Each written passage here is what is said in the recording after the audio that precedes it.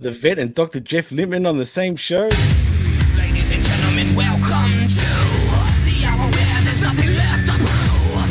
Experimental lack of concern. It's a perfect world being burned. This is the maniacal hour. Pure 100% underground. Powered by the emotion of self-passion. This is how we get down. Extra read all about it. Evidence coming to take control.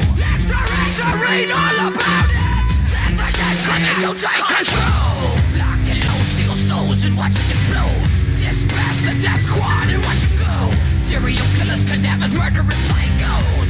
As the hour goes, it takes the time. Expires as we live dead, revitalized. Surprised by the high with red still in our eyes. The pleasure is all ours to give you the power. This is the maniacal hour.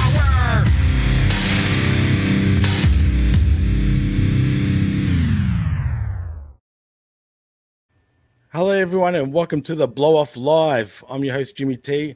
And first of all, before I introduce my co-host, I just want to say a happy Mother's Day for all the mothers out there worldwide. Happy Mother's Day. Anyway, back to the show. My co-host, you know him as a lawyer, you know him as a doctor, but is he evil? I'm not sure. Dr. Jeff Lippman, welcome to the show, man. He can be evil. Thank you. Happy Mother's Day to my mom and all the moms out there. Thanks for having me on, Jimmy T of the PWC. No worries. Thank you. And our co-host, you know him as the Vet. He's a Rip Rogers guy. He's all over Humming Media. He's all over channelattitude.com. The Vet, Jamie Williams, welcome back to the Blow Off. Oh, actually, I think this is your first time. First blow off, and I couldn't ask for a couple of better mothers to join on my debut episode. Yeah, this episode is Triple J.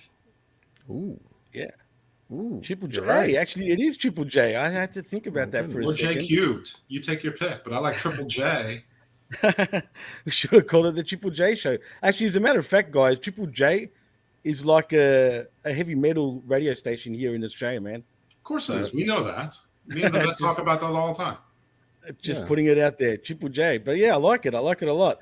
And I just want to say we're coming live from the blowoffpod.com. Also on channelattitude.com, I mean Media Group, you name it, wherever we're on YouTube, Facebook. We're absolutely everywhere. But guys, it is WrestleMania Backlash this evening. And I'm not sure if we should start off with the predictions now, or maybe should we wait till the end of the show? What do you guys think? And End of the show? Oh, let's do it at the end of the show. Let's do it at the end of the show. Let's go to the news. Vet, did you end up watching Wrestling Totaku by any chance? Oh yes, by a great What'd you chance.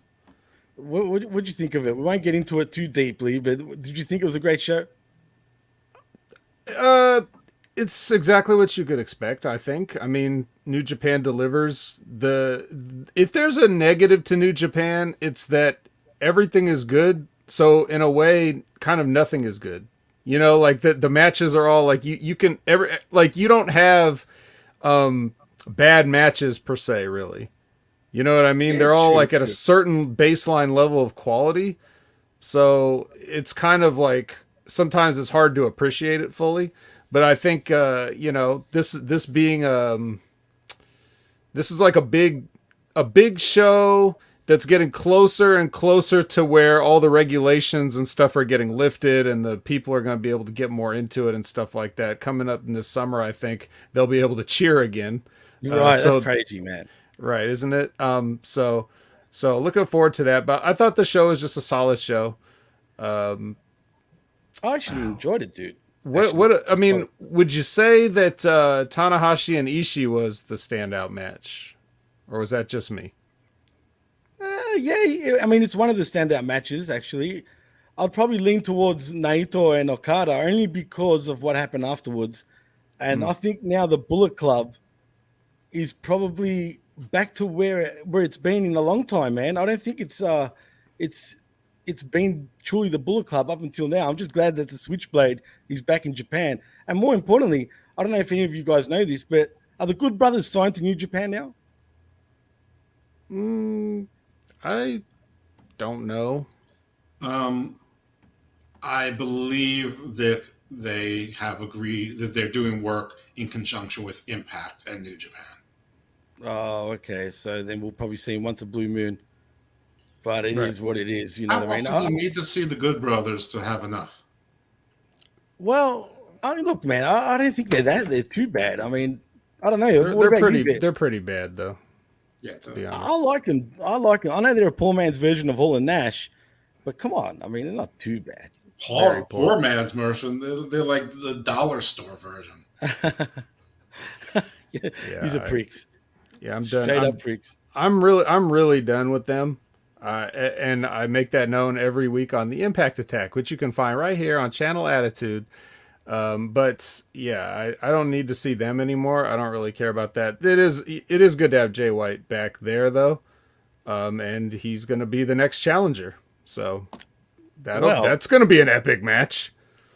yeah, true that. Well, let's move into some more Japanese news where Minoru Suzuki is set to return to All Japan Pro Wrestling for the first time since 2013. Vet, are you happy about that? No, because I don't watch All Japan, and neither does the world. But when was this announced?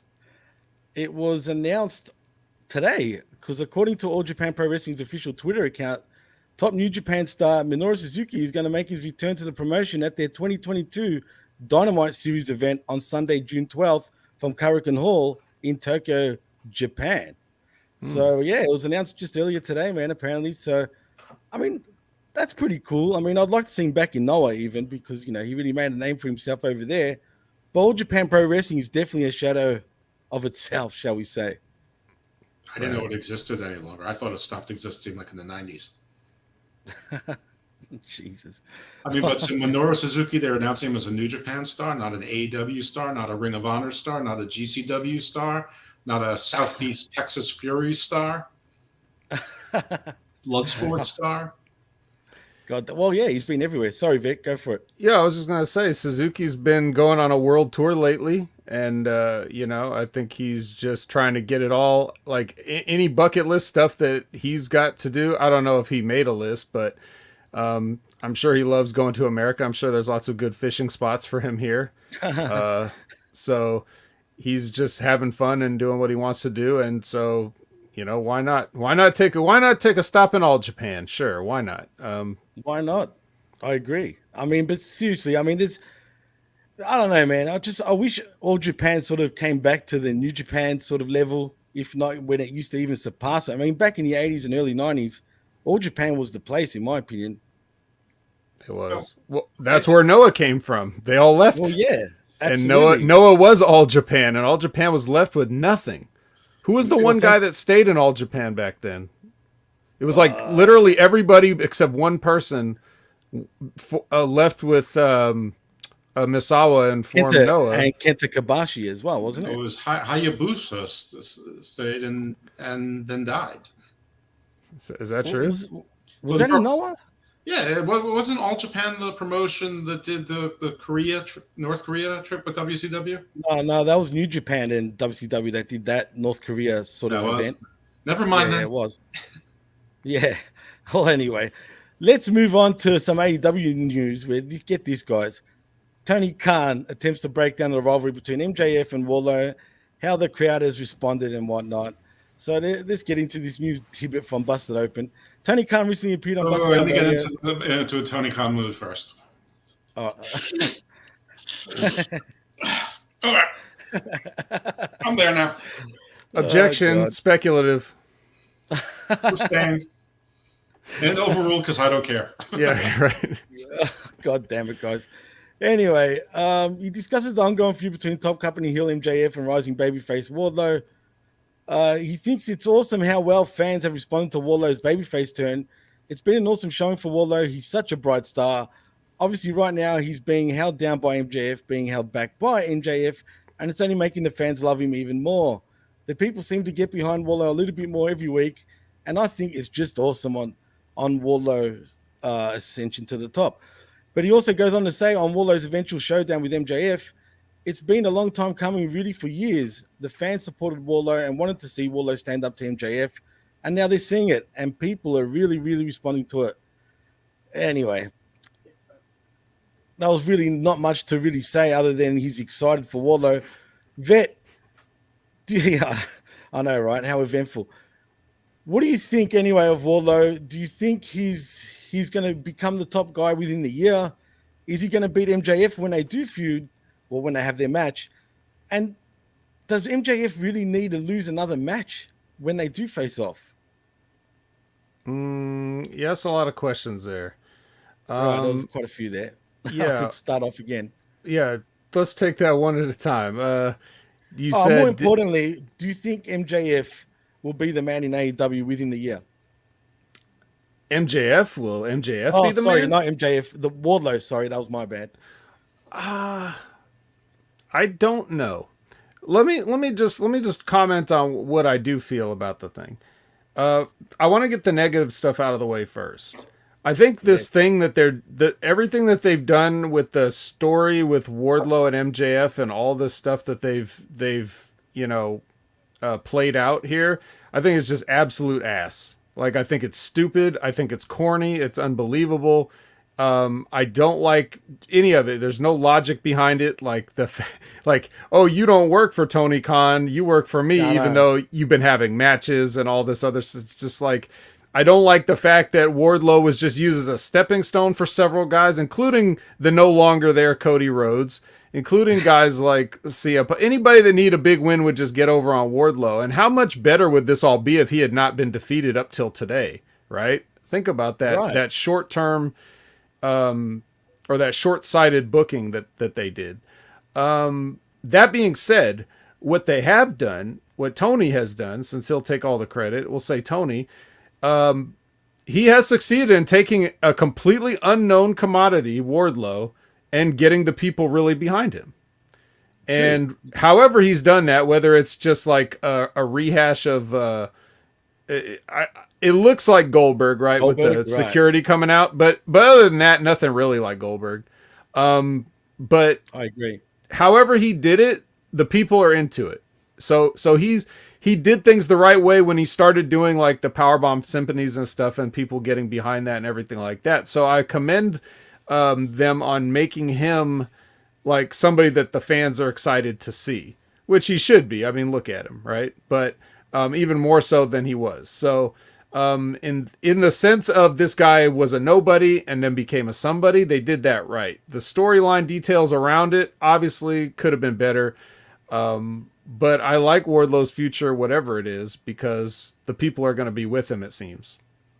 Absolutely. Jeff, what's your thoughts, man?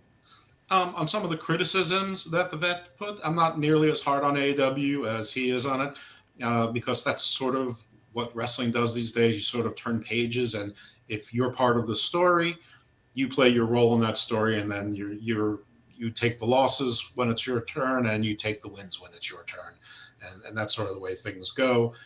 Maybe it'd be perfect if there was some other way, but if that was the case, nobody ever would have gone to MJF. What I do find repetitive is that every time you want to get to MJF, you have to go through, sort of like the five challenges, the five tasks of Hercules. We already saw it with Jericho in the Inner Circle, and now we're seeing it again. And again, the order is weird. I mean, there's criticism to be laid. I mean, first you put the Butcher.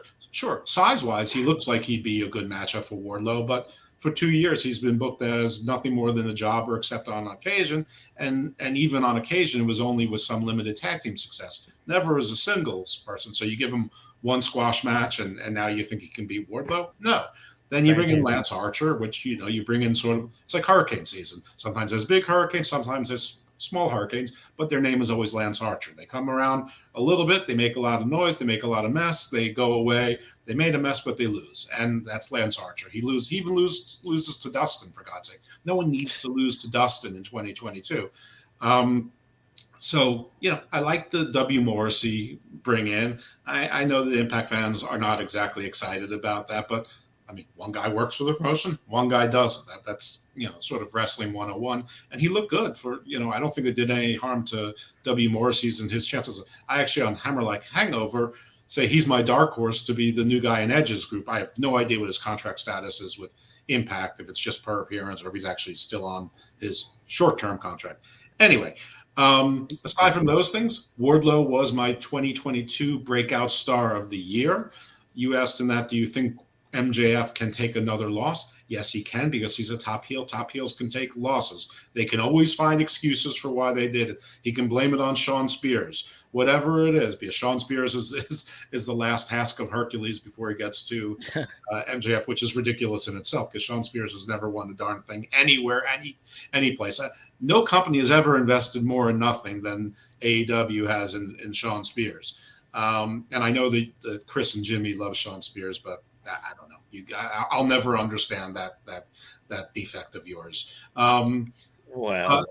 But yes, Wardlow will get out from under his contract. Yes, I understand that it never made sense that he's doing all these matches under AEW's banner with AEW's liability insurance, AEW restrictions, and yet he's working for MJF. But it's wrestling. Sometimes you just have to accept things.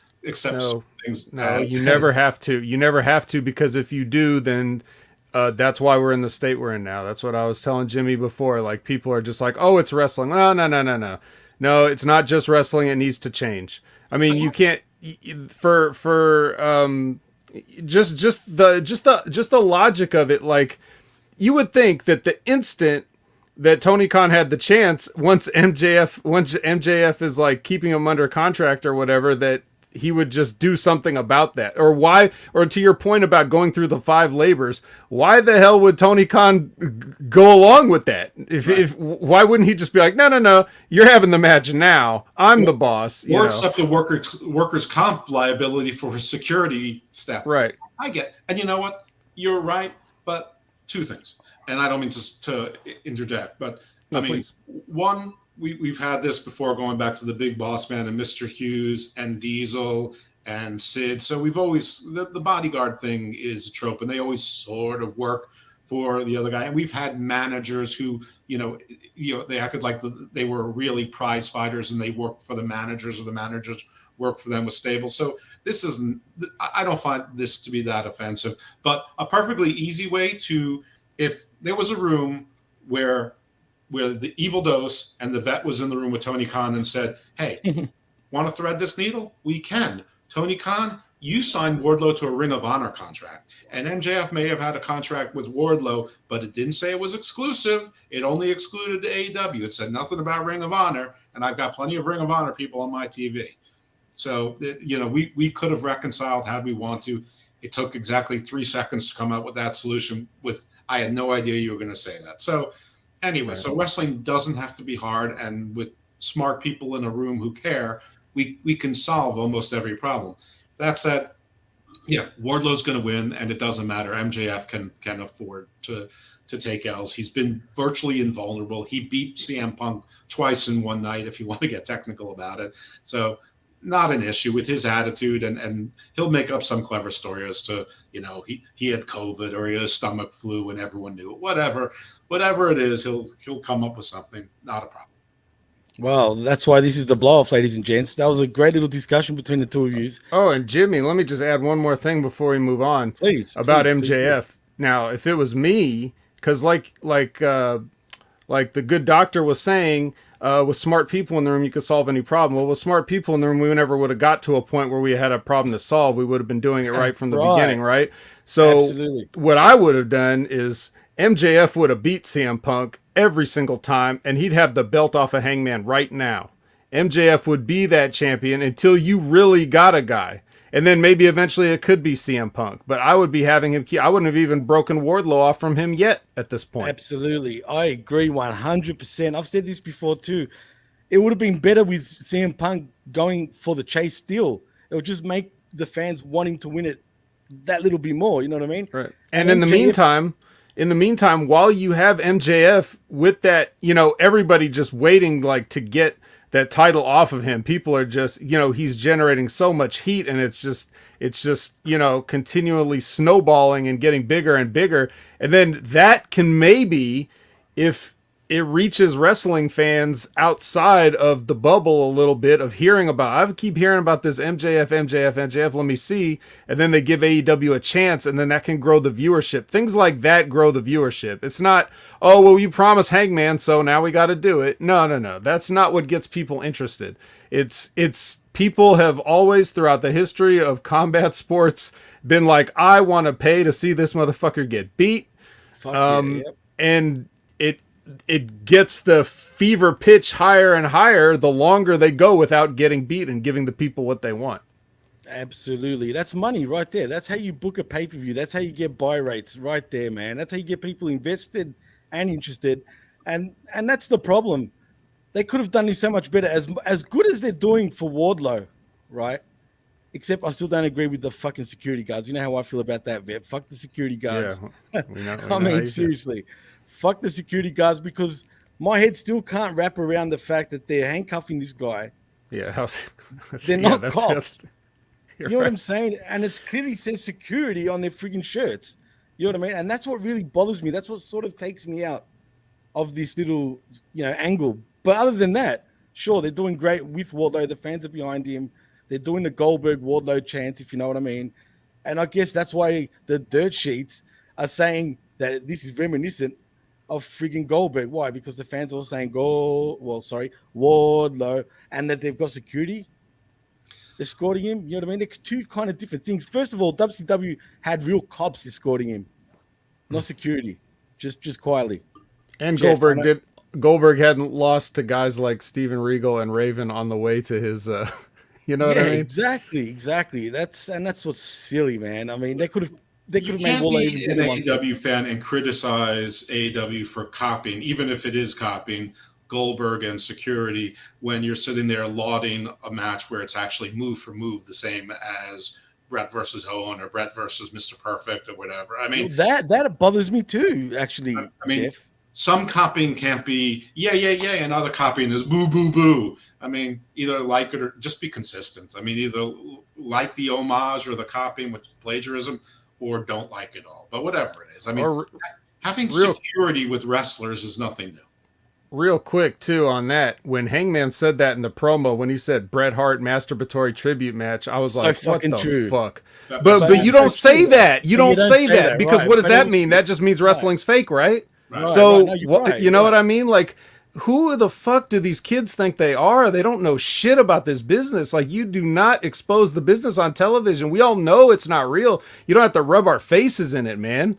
You know, what would that even mean? What would that even mean if wrestling weren't fake? You know what I'm saying? Like, it wouldn't even make sense. Well, I'm glad you brought that point up, Vic. So I'm going to ask you this: do you think that Hangman Adam Page was told to say that, or he just said it off the cuff? Because if he did say it off the cuff, then it just shows what the locker room think of each other right now, man. I couldn't possibly imagine whether he was told to say that or not, but it doesn't matter. If he was told to say it, he should have said, "I'm not saying that." And if he came up with it himself, he should have known better. So Jeff? I agree with him 100%. Though, I mean, AW does this all the time. So, I mean, it's not to say it's not fair criticism each time they do it, but they do this all the time. So it's sort of their thing. As far as this is concerned, I think the bigger issue with Hangman Page is, and God knows that, Jimmy, you and I have been exactly on the same page with this exactly the same time. And for a long time, we were alone. But they had to do something with Adam Page. And turning him heel is fine and dandy. But turning him heel, like dropping him in the middle of a story out of nowhere and him saying, "I'm bad Adam Page now," that made no sense. I mean, at least develop it, work it over 3 weeks. It's like one day they decided, let's make you bad. It's too late. I mean, you have to build a story to why he's getting mad and bad. He can say, "No one's giving me any respect. They call you best in the world. This says I'm best in the world." Right, absolutely. Yeah. And then slowly he gets more and more frustrated. No one's talking about it. The elite don't talk to him. There's super elite. There's the undisputed elite. No one's talking about him. He's not even on the top of the banner on any cards. You know, he's forced to go into ridiculous stipulation matches, even though I think he demanded at least one of them.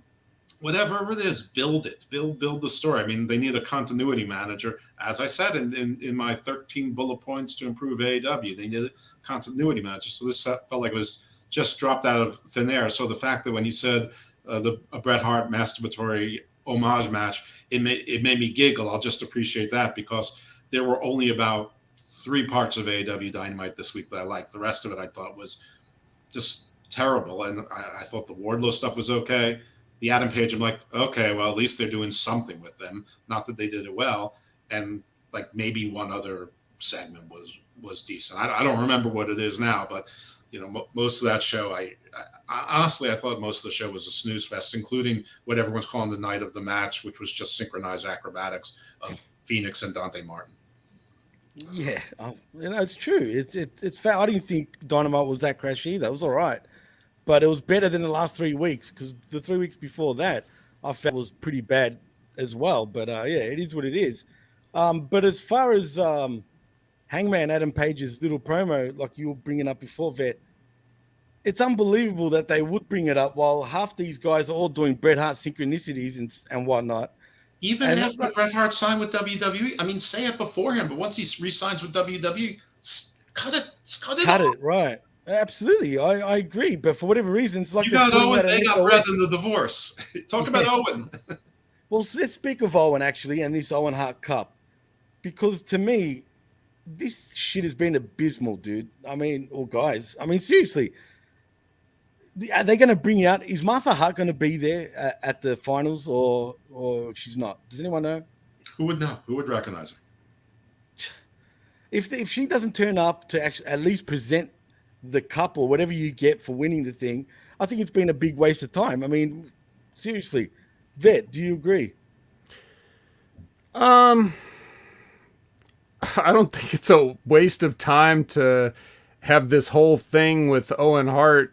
Just if Martha doesn't show up at the end, I don't think anybody really cares if she does or not. Look, this is about what we can take from all this is that it's about bringing awareness to somebody that's not with us anymore, and hopefully it'll teach people to go back and look at it and figure out who he was. That's the most important thing. No, But have they really? Yeah, that's the problem, right? Like Jeff said. They don't say what the Owen Hart Foundation does. They just drive you to the website. They haven't said what the winners of the tournament get. Even if the winners of the tournament will have a donation from AEW of $100,000 made in their name, whether that's shoot or work. I mean, I hope AEW is giving something to the foundation. I hope the foundation is getting donations because of it. But, well, I say I hope, but I don't know what it does. I don't know if it's a cause that I would want to give my money to, but, maybe whatever. That's irrelevant, really. But they haven't really told us what's for. Is it for a title shot? For what title? When is that title? What do you get for winning it? I mean, again, it doesn't have to. There has to be a reason. It's not just like Martha finally said yes. She said yes to us. Yay, we win. And then next week Cody goes to WWE, and WWE fans go, "Yay, we win." But tell us what's. I mean, this is a real foundation, so there's a cause here. I mean, one thing about WWE that does well is they can't stop tooting their horn about the charitable work they do. You can't go whatever the month is. This month it's I think Make a Wish or whatever it is. And when they were doing Komen, you hear about Komen constantly. You see their work when it's tribute to the troops. You see all of their work with the troops constantly. You know what these groups do. I have no idea what the Owen Hart Foundation does, and I shouldn't have to go to their website to do it. They should tell me, and they should make me want to go to the website. Good point. I agree 100%. It's segueing onto Bret Hart, which is funny. Get this, guys. Bret Hart gives advice if you would be a manager in AEW. He says he offers advice to a lot of AEW talent. So he goes on to say, he says he's happily retired and wants to be remembered as a wrestler rather than a manager or a chairman. Jeez. And this is what he says, and I quote, "Well, I'm happily retired. I'm a home guy now. There's not a lot I can do in wrestling. People say, what would you do in AEW? What would I do? Referee, manage, be a chairman? I don't want to be remembered that way. I want to be remembered as a wrestler." He says he's happy to offer AEW talent advice from his home, but I'll have to pick up a phone. Oh, God, that's a slap. He goes on to say, "I'd be happy to help the lot of them out. And I know a lot of them. I talk to a lot of them, sometimes by text or on the phone, and people call me up. I always got advice, and I can always pinpoint little things that can make a difference in a guy's match or something that he's doing. But I'm a guy that likes being home, so they're going to have to call me on the phone. I wish I could do stuff more easily, but I'm getting a little older now, and it's getting harder for me to keep flying around and doing stuff. So I've got to pick up my days that I can do stuff. There's a lot of things I would love to be part of with AEW and what they're doing. I know they've got some great wrestlers there, and I have a lot of respect for the organization and all that. But right now, I'm happy just to be home." Vet, what do you take from that, man? I mean, what else is there to take from it? He's happy to be home. Fair That's the enough. thing. I Like, take it like there's the old thing where you don't want to like hang around too long. And I know that he was forced out of the sport earlier than he would have liked, but right. it's also like you don't.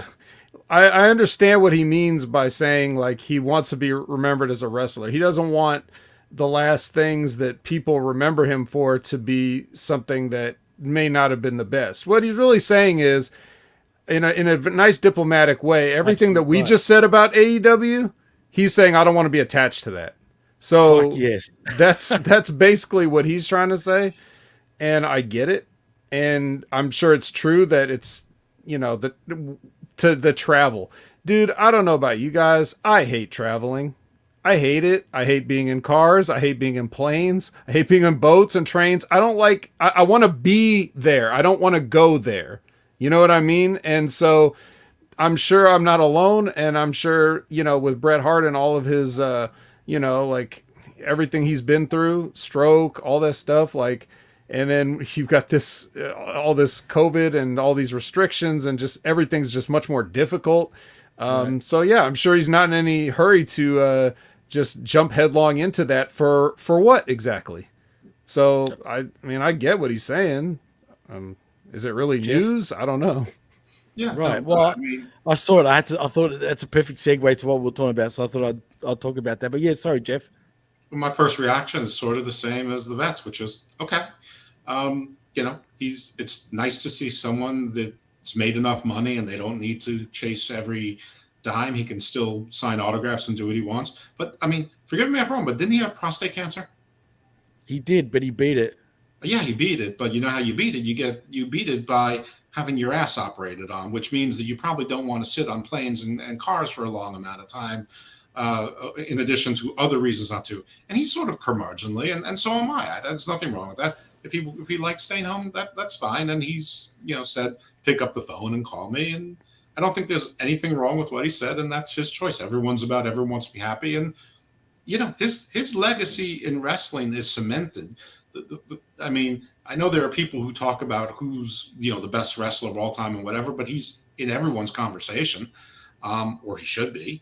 Um, so again, my response is okay, and I don't really see that as this is news either. So I just say cool, let's move on. Good for Brett. Well, I just found it interesting the way he worded that sort of little interview, whatever he was doing. Because personally, like the vet said, I personally think he's like, fuck that. I don't want to be part of what they're doing. And he just said it in a nice roundabout way. That's what I think he even vomits. If he Not shows up literally. on WWE as the GM, you're absolutely right. I'm just going to take him at his word right now. Right, absolutely. Well, there's news apparently that I don't know if I'm sure you guys have seen this, but apparently Roman Reigns is ready for a new phase in his life, according to him, after a house show in New Jersey. Vet, did you hear about this? I saw the little clip. Right. Do you think he's being serious or is he just working the crowd? It's a weird way to work the crowd. Like Right. the way what he said, it's like, why would you? There's very baby face-ish. So yeah, that is weird, right? I don't really I'm not really sure how that would be working the crowd, but I also don't know why he would feel the need to say that like that. That's why I'm asking. Why would he say that? I mean, why? Why New Jersey? This is the day before Backlash. I've heard three different things. I've heard two different things, and one thing that I hope to God that it's not, and I don't think that it is. But let's hope the leukemia has not come back or doesn't. Oh, don't say that. Well, I mean, we are covering wrestling. He left wrestling Right. for about a year for that reason. I mean, it has to be said. I mean, but let's hope not. Let's hope it's one of the other things. So the second thing that I heard, not in this order, I actually heard in the reverse order. The second thing is that he's lightening his schedule and he's not going to be doing that many house shows anymore. Okay, well that's fine. That explains why Trenton may not see him again, because they ain't going to get any premium live events in Trenton. Maybe they'll go to Newark. Maybe they'll go to Madison Square Garden, the Barclays, or what have you. But ain't going to be Trenton. So maybe it really was just a goodbye in person Trenton, even though by then, only the first 8 rows were still there.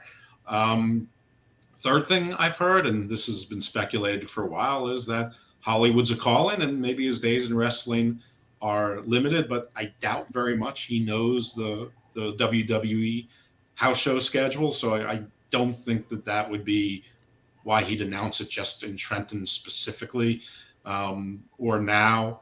That would almost imply that, he's off to start, being cast as Wonder Man or whatever for the next 7 MCU movies, or he's the next Wolverine and already knows he's packing up and going. And there's no way that WWE would let him reveal that after a house show, before the curtain is drawn live and in person and caught on Twitter. So I think it's probably the second. It's probably he's not going to be doing house shows, especially in secondary or third markets.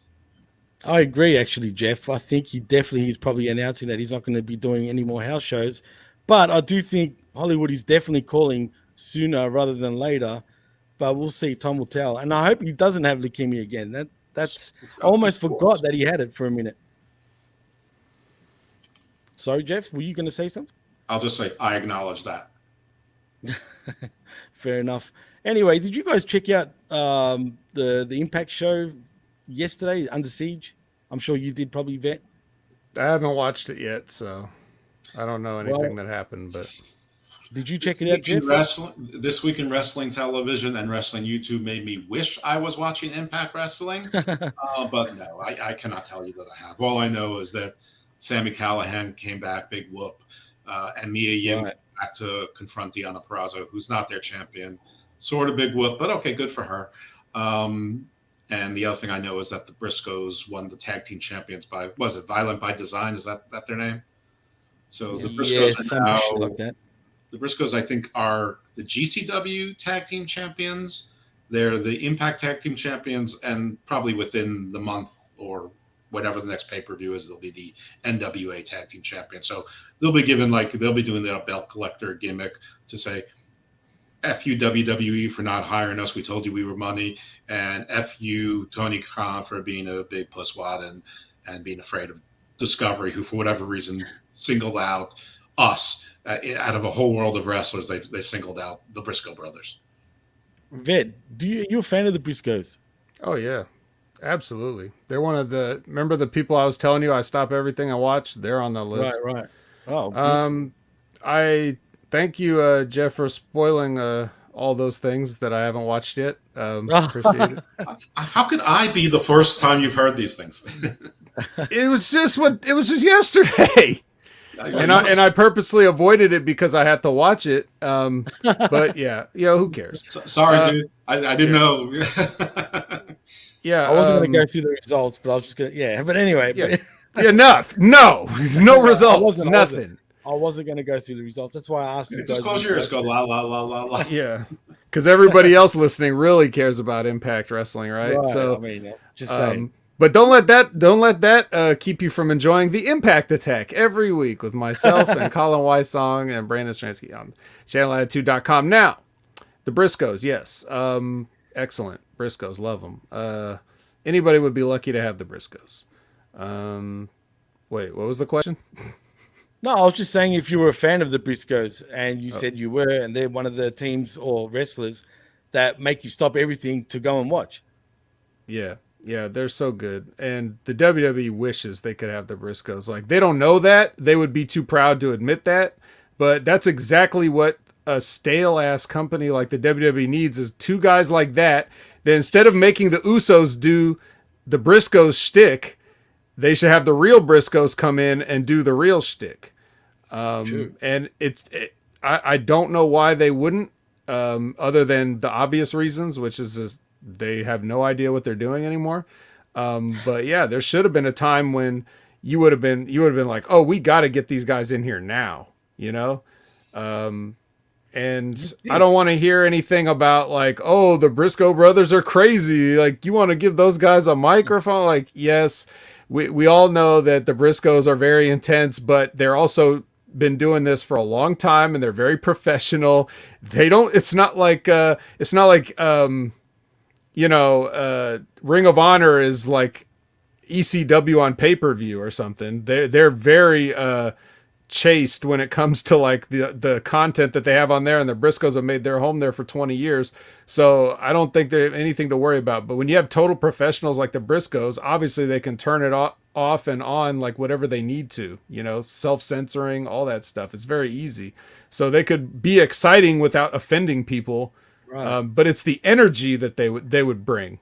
If I was in charge of the WWE, I would bring those guys in and make the entire show about them just upending everything. And then I'd put them on all the, all those things where you see like like guys selling merchandise like in the little segments, like, or what they used to do with Enzo and Cass. I'd have the Briscoes doing that. I have the Briscoes be on guest commentary. I have the Briscoes doing the interviews and get rid of all those like useless women that have no discernible talents or skills, and just replace them with Mark Briscoe just asking questions with his teeth missing and everything like that. Like that, it would just become, the whole the Briscoe show. What they would actually do. Overall is like Epcot Center. It's like a facsimile of reality and entertainment, but it's not exactly real, and it's safe for families. And that's what makes it dull. And there are certain people that just have a sense of menace about them. The only one in WWE who has a sense of menace about them is Brock Lesnar, and Lashley when he's a heel. He has that also. No one else really has a legitimate sense of menace. And Roman too sometimes, I believe. Now he does, yeah. Especially with this current Roman, sure, yeah. I'll give you that, but I still feel like he's acting a role very well. But I don't think he's got a natural sense of, like, if you saw him in a restaurant, I don't think I'd be worried. I'd be worried about Brock. But the Briscoes have that sense of menace. Swerve has that sense of menace, even though he's not a big guy. He just has it. Some people just have something. Right. Stone Cold had it just in his face. There are some people that just have that. Farouk had it. Ron Simmons. There are just some people who have the aura of menace about them, and the Briscoes have it. LAX had it. I'm not sure they still had it. Had it, right. And WWE desperately needs people who are TV ready, who have that sense of menace or authenticity to add something to their television. And the vets absolutely. The Briscoes have been on national TV, PG TV, for 20 years. They were in Ring of Honor. They're in NWA right now. And if they said bitch, it doesn't sound like it's just someone saying bitch because they can. They're saying bitch because they mean it. So I don't know. I think that those are a few people. Swerve was a mistake, obviously. Bringing in the Briscoes would be great. Bringing in LAX would be remarkable. And, now Matt Cardona. They should absolutely bring in the Matt Cardona back and get some more authentic people. People respond to authenticity. Well, I wouldn't call Matt Cardona authentic per se. Yeah, but he's very authentic in his fakeness. Well, I think that part. Roman, he's a good actor. Right. Well, I wouldn't even go that far. But anyway, yeah, I just see but even on the other side of it, with all the WWE machine, I could just see couldn't you just see like a Mark Briscoe plushie with like the googly eyes and stuff like that? The kids, I think the kids would love Mark Briscoe. Like they would just absolutely love him because he's just so lovable, Sussex County Chicken. Come on. I could put that next to my Lily Lucian doll. Exactly. Well, that's the problem though, Vet. Now imagine the Briscoes in WWE, guys, right? Yeah. You know what they would do? The first thing they would absolutely do is picture their first vignette, for example, their hype vignette. They'll be at some farm, right? But instead of them being like those badass, like from Shit Creek type of guys, right, that we get now, they're going to be some sort of like goofy farmers, dude. I can just see it. They could be the Godwins part 2. You think they'll be the bushwhackers? No, the Briscoes. Yeah. Oh, mate, they could play the bush. I could picture that where they're licking absolutely every fan. If it wasn't for COVID, you're ruining it for me because you're not wrong. It's entirely possible. It's also entirely possible they can come in. There's a team around here that sounds like us, that even looks a little bit like us, and they've been saying day one, we're day one. You want to keep it real? We'll meet you anytime, anywhere. We're ready. Right. In this fantasy scenario that we're concocting here, we're talking about things in an ideal sense. We know what would really happen if they went there, and that's why I say they should never go there, because that will happen. But I'm just And they saying, know it. again, in the fantasy where we're taking the restraints off and trying to get the WWE back to where they're supposed to be, yes, that's what we would do. But yes, in reality, no, none of this would happen. They would be the Godwins all The over again. PWC stands for the Platonic Wrestling Condition. Right. You're a character, Jeff. But yeah, it's I true. had to talk over people to get that out before I forget. That's all right. I'm That's 53. all right. I know it happens. Things are. Well, well, anyway, but you guys are right. I mean, that's exactly what's going to happen. And yeah, they would love Mark Briscoe, the kids, and all that. I mean, heck, they could probably love both of them. You know No, they what I mean? would. But They would. But I'm just saying, especially you see him as like, because he's always been like the fun one, and Jay's been like the business one. Not that Mark couldn't be serious, but like, you know, he seems that's what makes them a great team, because they're not just the exact same guy twice. You know what I mean? I agree 100%, man. Yeah, it's true. But as much as we would love to see them in WWE, like themselves, just maybe a bit watered down, obviously, it just won't happen. Jeff, what's so funny? Because you've ruined this for me. Because they're totally going to do the Godwins, or even worse, they're going to put them in like loincloth togas and have them painting, you know, making pottery, being like Neanderthals, it's like the sun, and putting their hands in red paint on the cave and spirally Mandelas and stuff. You've ruined this for me. But make no mistake. Whatever they did give them, they would get it over so hard that the WWE would just take them off TV and starve them, like they do everybody that gets over there. They probably would. That's why he's the 3-time Hammy Award winner. Just saying. I'm talking about the vet, that is. But yeah, well, we gathered by his handle there. We figured it out. Well, one of those is not a hammy, and not an official hammy. It's just a record-long episode of Uncaged. It's yeah. That's is that what the 3 times you said? Remember, you told me I should change it, so I did. I didn't think you would, but that's funny. Well, that went for like 2.5 hours. Dude, I had problems sending that to Bin, right? And shout outs to Bin Hamin, because I had to shrink that damn video, dude. Otherwise, I wasn't able to send it. I kid you not. I had to. You guys were talking about Rampage for 2.5 hours. The first hour was just bullshitting about. Well, actually, the first hour we were talking about the WWE NXT releases. Right, but we had to, because that happened that day or the day before, whatever. We had to talk about that. But yeah, man. I mean, the reason why how could we talk about Rampage for 2.5 hours? Let's be honest, Jeff. There's no chance. You wouldn't be saying good things for 2.5 hours anyway. Right. Well, it was a great episode. I suggest everybody checks that out. But anyway, let's move on. Since we've been talking, that's pretty much all the real news, if you want to call it that. But since this show generally goes for like an hour, we try to keep it for an hour anyway. Let's hit friggin' WWE Backlash and let's do some predictions. And it's WrestleMania Backlash 2022 from the Dunkin' Donuts Center in Providence, Rhode Island. And let's start off with the SmackDown Women's Championship I Quit match between Charlotte Flair, who's your champion, versus Ronda Rousey. I'm going to go with Rousey because it's an I Quit match. Vet, do you agree? I guess I agree. I mean, she sucks right now, Ronda Rousey, just quietly. I mean, she just I don't blame her. I don't blame her, bro. If you walk back into that, like, think how bad it was. Think how bad wrestling was, and think how bad specifically the WWE was when Ronda Rousey walked in, back when she first walked in. Well, and then to take time off and come back and like, wow, it already got this bad. I would be just like her, checked out, you know, working a program with somebody I already worked with and don't want to work with, and who also is checked out. Like, I don't blame Ronda one bit. This is everyone's fault but hers. I agree. Well, she does suck on her promos, though, man, to be fair. I disagree. I mean, her job isn't to watch and enjoy the product. Her job is to try to make it better when she's on. And she's not doing that. That said, we're doing predictions.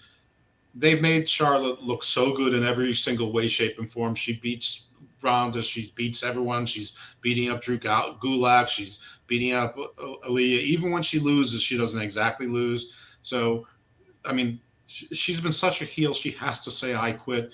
I predicted Ronda was going to win at WrestleMania. I was wrong there, so I'm going to risk being wrong again. Ronda's going to win, because if Ronda's not going to be your champion now, what's the point of keeping her on payroll and releasing 20 other people who don't cost in aggregate the same amount that she does? So Ronda's going to win, and I also say that because Charlotte's next feud is already set up. It's going to be an intergender contest with Drew Gulak.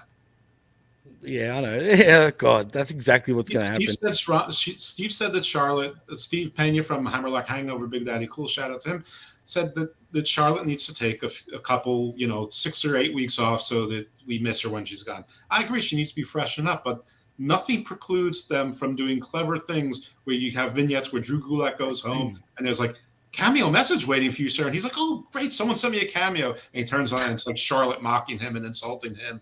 And like he just do things where he's walking through Times Square as a tourist, and he looks up on the Jumbotron there in the center of Times Square, and Charlotte's mocking Drew Gulak like she's having a fake interview with, like, I don't know, Carson Daly or something.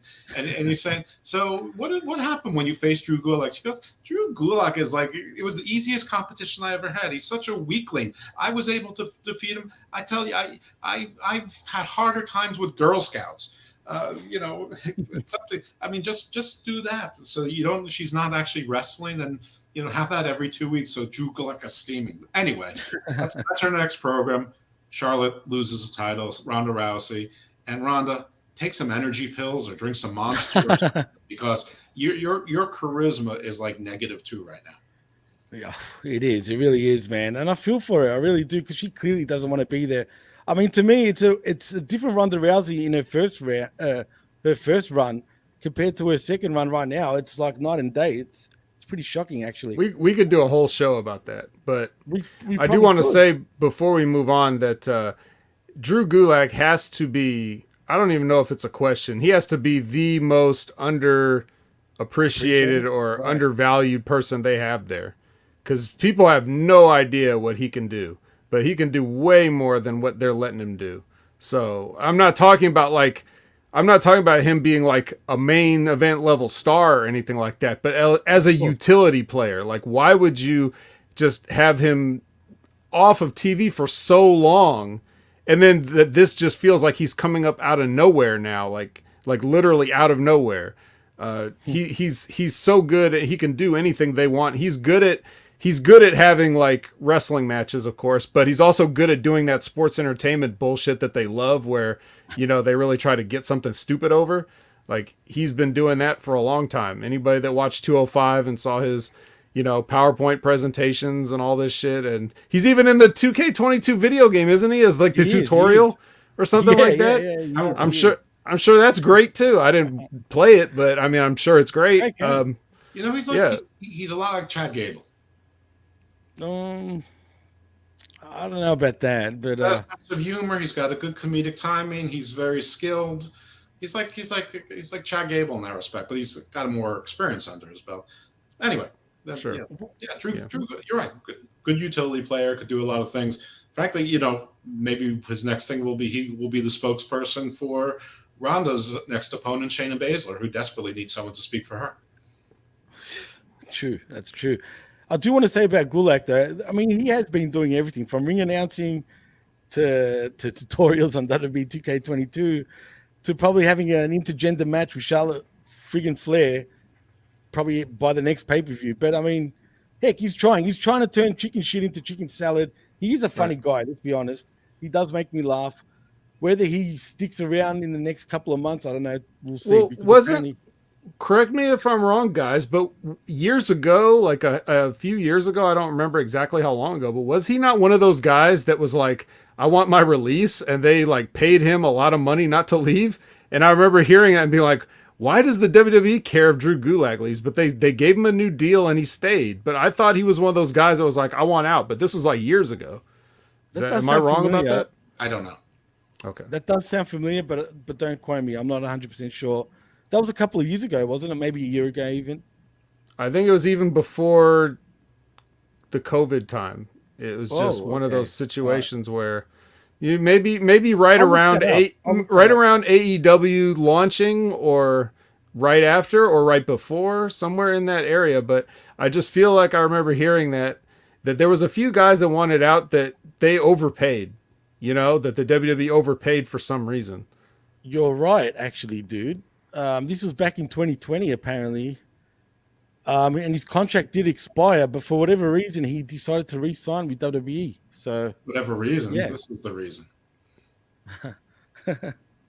Well, But you yeah, would think, yeah. wouldn't you think though, the way they've treated him and the way, what you would imagine they view him as, they would have been happy and fine just to let him go. I And yet agree. here he is. So I agree. Maybe his mindset has changed. At least he's on television. That's what matters. You know what I mean? So, I mean, he's getting a fair run on TV too. So, I guess he should be happy with that. But we'll see. He's a much more serious pro wrestler. Let's put it that way.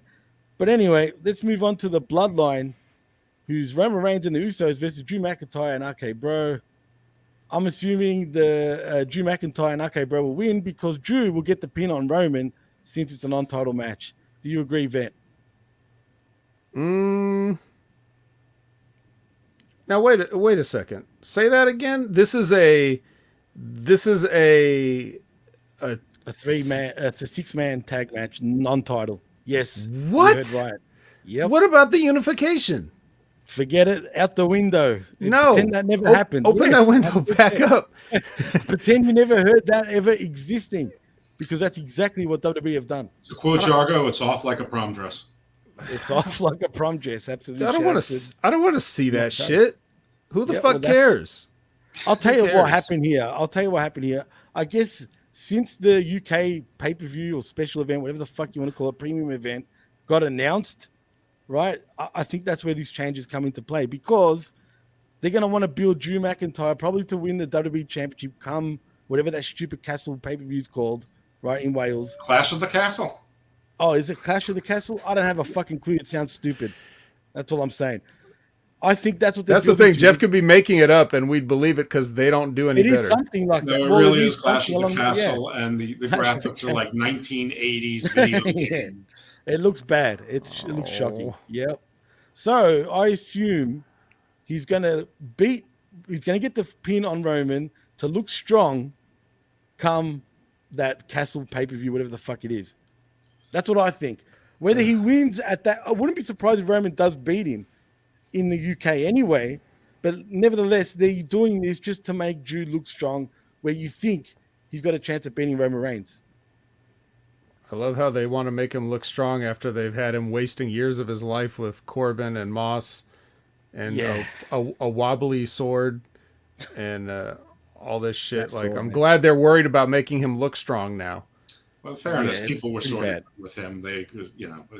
But Jimmy, I agree with you. The only possible swerve I see if they want to make them both strong is that there's a RKO delivered or two RKOs delivered on the Usos, and Roman walks into a Claymore, gets Claymored, and all three of them get pinned at the same time, including Drew pinning Roman. But it turns out that Roman wasn't the legal man, so technically he wasn't pinned, but he still was pinned. So that I would say is possible to keep them both possible. But I absolutely think that the faces win this one, and Drew is pinning Roman, whether it's in the record books or not. Yep. Well, did you get? I don't think you got your prediction out actually. His was I don't think. give a fuck. Yeah, I think it was right. who fucking cares? I don't want to see this shit. Was my prediction. Fair enough. Fair enough. I guess it is what it is. Well, we'll move on to Cody Rhodes versus Seth freaking Rollins. Does Seth possibly lose another match here? I mean, this one's a tough one. I don't know who to pick, but I think I'll lean towards. Oh, man, I think Seth might actually get this win. Maybe. But I don't think he will. I don't know. Vet, what do you think? Did you make a prediction? Not really, because I'm really. We'll make one. He wants to hear he wants to pass and come back after we dispense our genius wisdom, and then that'll maybe sway him one way or another. Because this one's a tough one for me, man, because you can go either way. You know what I mean? And that makes sense. Yeah, I agree. I could see that. I could see that going either way. I would also like to restate my opinion for the previous match is I don't give a fuck. I don't want to see this shit. But going by what I think they want to do, I I think they could. Yeah, I could see Seth coming out with this. I think Seth might come out with this just because they want to give it back to him or whatever. I don't think Cody would mind. I don't think it would really hurt Cody particularly. So, But the problem is, you watch, if he loses, if Cody does get the loss, watch the friggin' IWC absolutely go up in arms. See, look, they're making Cody look like shit already, blah, blah, blah. You know, it's stupid. But, Jeff. Well, either way, the IWC is going to react that way. One of them is going to be buried, right? Even though they're both going to be on primetime television every single week. WWE Philosophy 101 tells you that Seth has to get his win back, so they have a bumper match. But nay, that is not my prediction here. My prediction is they signed Cody for a reason, and they're going to rub it in AEW's face that Cody is a big deal, and they want the WWE Universe to believe that he is a big deal. He's not going to cheat. He's going to win through technical wrestling. He's going to always out-wrestle Seth. No matter what happens, he's gonna sneak out a win, eke out a win, out wrestle him, get a win. He's gonna have Seth's number. Perhaps this is the thing that creates Seth to have his own Becky reflection period where he turns into a face. Because let's face it, they have about 6 faces on Raw, including the Mysterios and RK Bros. So they need some faces. And Lashley as a face is not a great idea. That's another story for a future match that we're going to talk about soon. So I'm picking Cody. I think that Cody is going to have his number because the other alternative is for Cody to win Money in the Bank to get his title, and Money in the Bank is for a heel. I mean, if anything, that should be for Edge's little faction or something. But anyway, Cody, I'm going Cody. All right, I think that swayed me. I'll go with Cody as well. I mean, because Seth can probably take another loss, and then I can see him going even crazier that he lost to Cody anyway. So we'll see. But then again, I'm thinking what's the most boring thing, and that's Seth winning. So that's why I picked that. Fair enough. It's hard to argue with that. And by the way, whenever I get more creative, I'm always wrong with WWE. I know I'm a foolish optimist that way. Well, I've been watching wrestling for 50 years. I have to be stupid in some regard. Well, no arguments. We're all stupid. I call it the blood disease. Not to be confused with Roman Reigns's, but right. Not inherited. It's not contagious. Well, it could be, I guess. But it should be called the WWE disease at this point. But anyway, let's move on to Edge versus AJ Styles with Damian Priest being banned from ringside. This one's pretty simple. I think Edge gets the win. Vet. I'd like to restate my opinion for the third time, but yeah, I guess. What the fuck is what have they done to poor Edge here?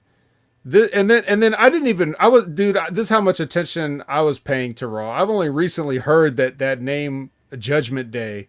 Yeah. I'm like, how lazy, right? Did you literally just look at your list of trademarks that you still had and try to figure out where you could use that because you're not going to use it on pay-per-views anymore, and just name his thing that? It's weirder than that because they filed a trademark for grand jury.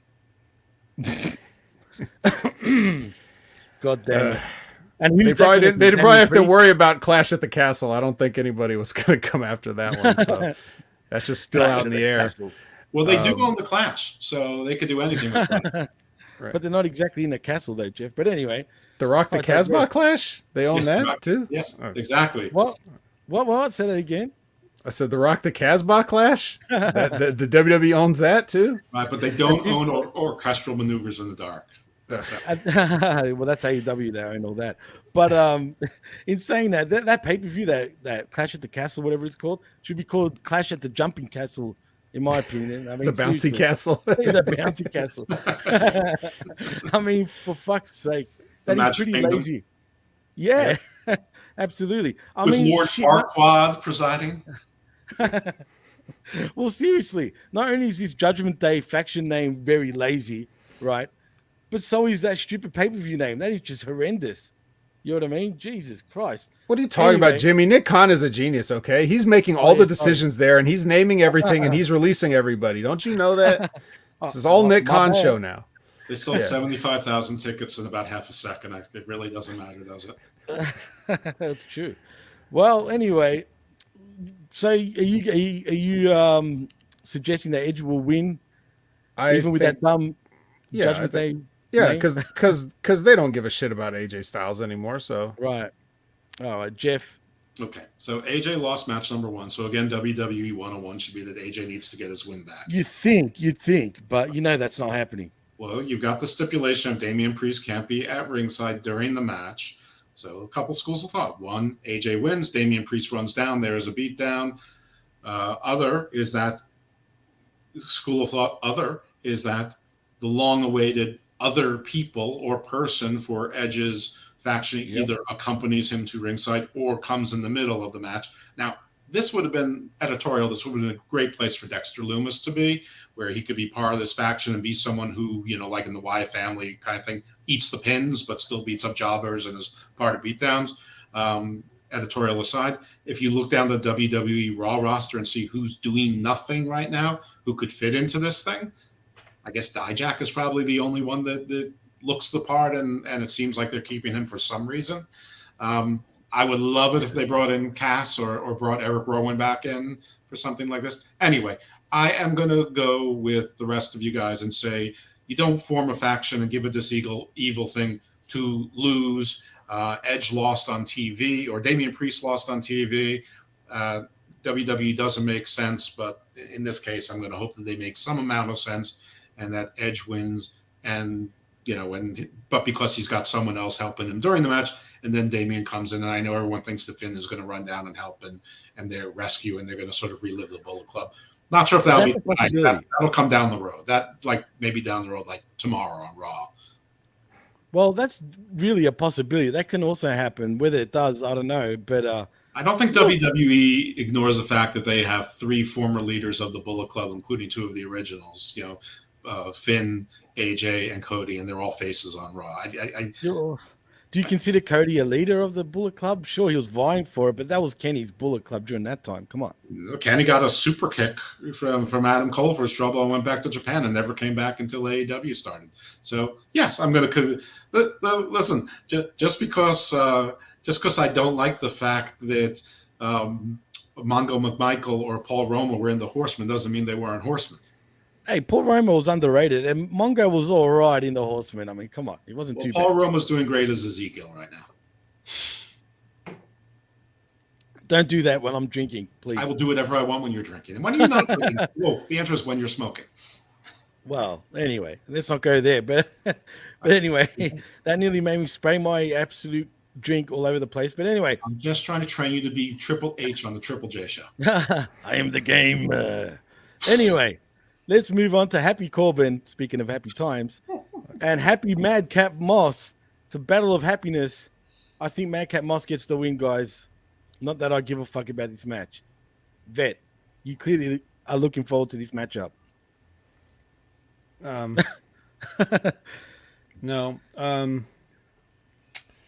Yeah, I'm not even going to dignify this match by commenting on it, so I'm going to pass it. Oh, jeez. It's pretty Moss bad, has right? To win. The only hope I have for this match is that he gets rid of the suspenders and the stupid shorts and stops acting like a hyena, because faces don't dress or act that way. Aside from that, I mean, the only point of it, if there is any, is to get Moss over, and everyone hates Corbin. So, Moss should win. If he doesn't, I mean, but this is one where you can be assured that Corbin will win. Got it. Maybe, but this is one where I would have liked to stolen your prior answer, which is I don't give a fuck about this match. Well, that makes 3 of us. Really, I don't give a fuck, but I'm just going for Corbin for Madcap Moss. But anyway, like I said, I didn't give a fuck. So let's move on to a match that we kind of should care about, I think, but really it'll probably be an absolute stinker. And that's Bobby Lashley versus Omos. Does Lashley get the win? This one's a tough one. I think Omos is going to get the win, personally. Vet. Yeah, probably. Omos? Yep. Jeff? I'm going to say yeah. You know that I am pro Smashley all the way through and through. So am I. My bone marrow is earmarked for him. My blood is earmarked for him. He can have both my kidneys. I don't care that I can't live without them. Everything, my life, my love, and my soul goes to Bobby Lashley. But they have a 7'3" guy with MVP. He has to win this match. He can't lose 2 in a row, and it's perfectly fine because MVP is there with his walking stick, You even had Cedric, audition. You could have Shelton audition, whatever. It can be all sorts of things to protect Bobby Lashley. In my hope of hope is that it's one of those matches where Lashley comes out of this and they have mutual respect for each other, and the Hurt Business is reformed with Lashley and Omos and MVP like it should be. I would love that.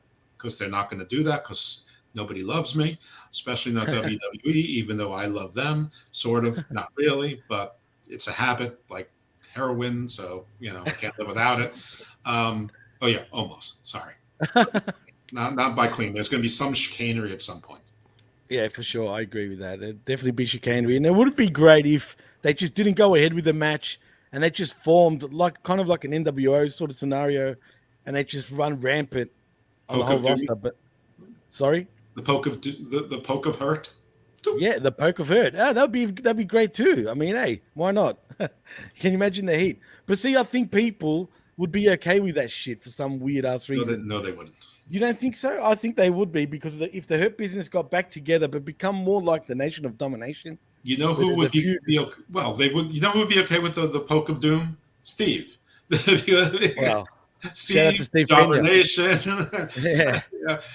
Those folks. Gareth, they'd all say that it is genius. No, if there was some sort of story around it, maybe, but no, there's a story in WWE. Yeah. Get the fuck out of here. And by the way, Jeff, as a clear Lashley fan, how much does it hurt your heart the past few years since he's been back?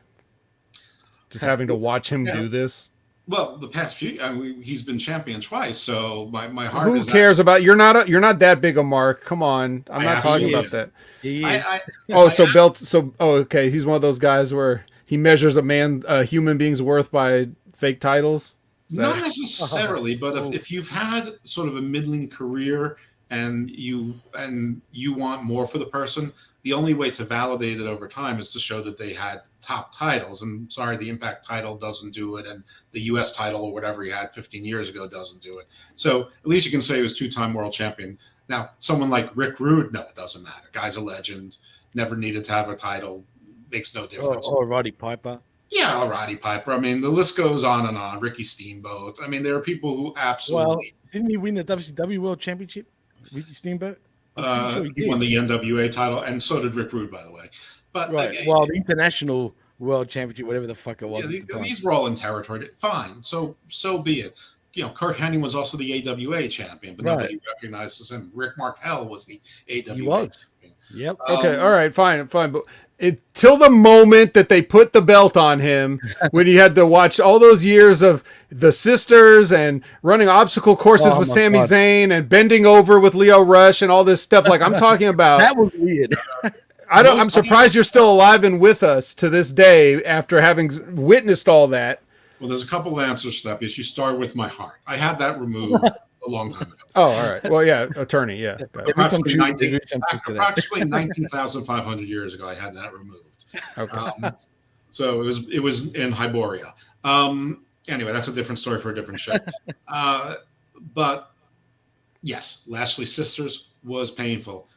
I don't like Leo Rush, but I didn't mind when what's his name? Who's Ezekiel's older brother again? When he said, Elias, Ezekiel's older brother. That was about the only good stuff with Leo Rush and Lashley. It's been mostly hard, but I have to be honest with you.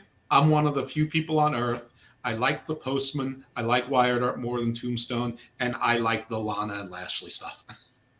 Oh yeah, that was kind of weird though. But him bending over, I forgot all about that. You think Sean Spears is a star, so don't talk to me about. Wait a minute. Actually, I never fucking mentioned about Sean Spears, and I'll say this before we take it over. You go on the tape, and all the time that you and Chris are like giving each other massages about how great Sean Spears is. Honestly, what a waste of natural talent he is. Well, think back to NXT days and people forget he was part of WWE before he got released for a good 15 years. Actually, believe it or not, close to it. Nobody cares. Well, there are some out there, but for I was there when they signed Sean Spears. He came into my classroom. OVW, right. Yeah.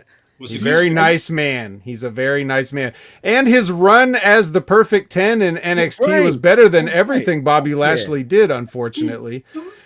But I say that, but Jeff, I say that because, like you, I love Bobby Lashley. And that's why it has just killed me to, like, this guy should have just been Brock Lesnar also, as Brock Lesnar was also there. And these guys should have been, you know, just battling it out. Like, you know, they should have had the epic feud over years of time and stuff like that. But it just didn't happen. We got this bullshit instead. So The NWA, you know, that's my point. And Vince in the late 90s never would have wasted that. You're 100% right. It should have been Black Superman and White Hulk fighting all you know, for years, fight forever. 100% agree with you there, Jeff. And for a split second, it looked like they were going that way. And then he lost his championship pretty quick. And then he got it back and lost it pretty. Just a bunch of weirdness that happened right there. But you know, but to also talk about the other guy in this match, almost like there's got to do something with that guy, because there aren't that many guys that big that are that coordinated. So if he's not to where they want him to be, that is nobody's fault. That is certainly not his fault.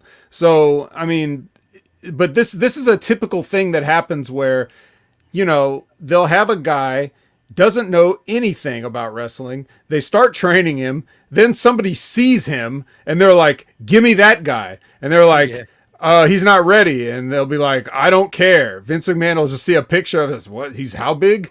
Get him up here. And then he has the nerve to act surprised when he's fucking rotten. So it's like, this is all you're doing, all because of you. And now you have the nerve to like, to be to the point now where we're all as fans, we're looking at it like, is almost on the chopping block. Like we shouldn't even be questioning that. We should be thinking like, how much money are they going to make with Almost? But instead we're like, when's he getting cut? That's the only thing that's on our minds right now. So, I don't know. It's certainly not Almost's fault, but, you can't take a guy like that and just throw him out in the street. You know, you got to get your investment on that, because there's something there. There's definitely something there. I don't think he should have lost to Bobby Lashley. I don't think that it should have been in that position at all for either one of them to be losing a match. You know, they should both be in stuff that they're supposed to be winning right now to build that up down the line instead of hot-shotting the whole thing. But I mean, especially if Roman is going to Hollywood, what is their only chance for superstars is to join other people, because I don't think anyone could recapture that magic. But the closest thing could be MVP, Lashley, and Omos. Absolutely. Right. I agree 100%. But see, and that's crazy. I mean, look, it looks like Omos should get the win, but it wouldn't surprise us clearly if Lashley got the win. We'll see what happens. It seems like that could be the opening match of the evening, and it looks like Backlash won't be a really long pay-per-view. It looks like it'll go for probably just under 3 hours. Do you think there'll be a pre-show card? There hasn't been a pre-show announced. What is going on? What's going on with the women's tag team title match? They've got Natalya and Shayna against Sasha and Naomi, but it's not on this card. Is that going to be on SmackDown? I mean, is that going to be on the pre-show? Fuck if I know, dude. That was the updated Backlash card. So yeah, no, I know. I don't know. I checked minutes before as well. I mean, I expect there'll be something. It'll probably be stupid, like Xavier Woods against Butch. Oh, fuck. God damn it. Anyway, let's hope not. Look at the poor vet.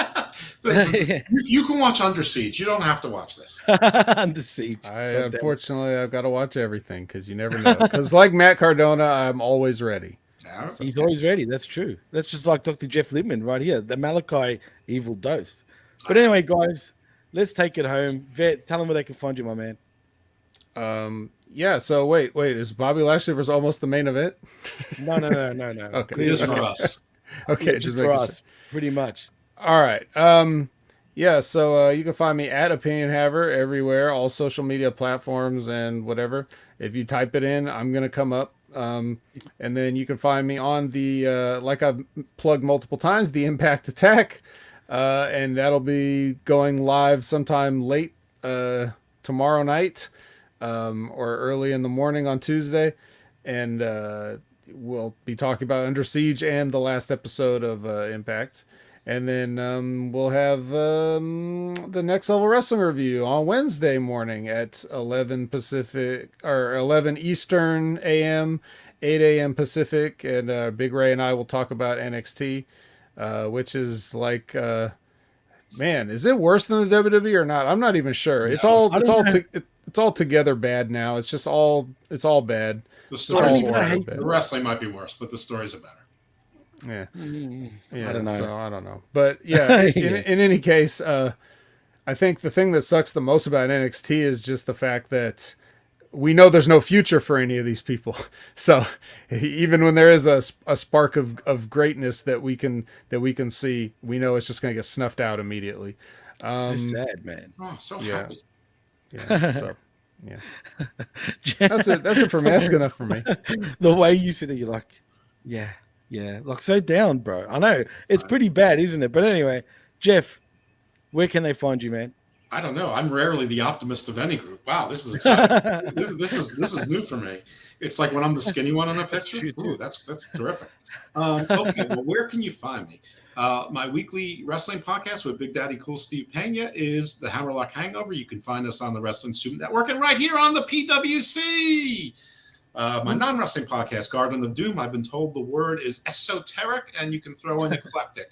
But something for everybody there. Garden Views is the sister show, which is more like a deep dive magazine, but we're only covering one thing. Usually, something like cryptocurrency or student loans or mental health, the law of the sea. I do have sort of a recurring series where I'm trying to extrapolate what might be the emerging laws of space. So that's all fun. So check those out. Where else can you find me? On Twitter, at HammerlockHO, at Icarus Fell MD is me. Evil Dose at Garden of Doom is also me. Also, at ROH is All Elite is also me. And you can find me on a bunch of PWC shows. It's not always clear when I'm a regular, when I'm not. You can just call me Jeff the Irregular. I'm on a bunch of shows with the Hamin Media Group. Am I on their roster? I'm not sure.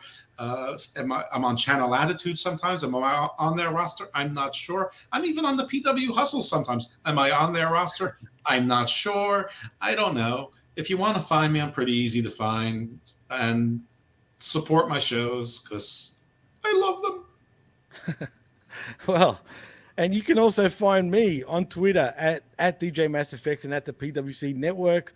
Also, please like and subscribe at the pwcnetwork.podbean.com.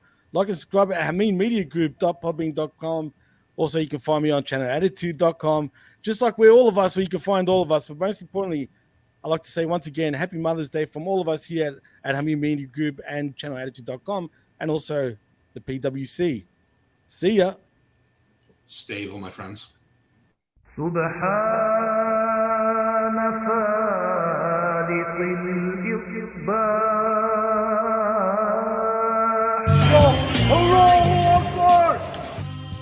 Ding dong.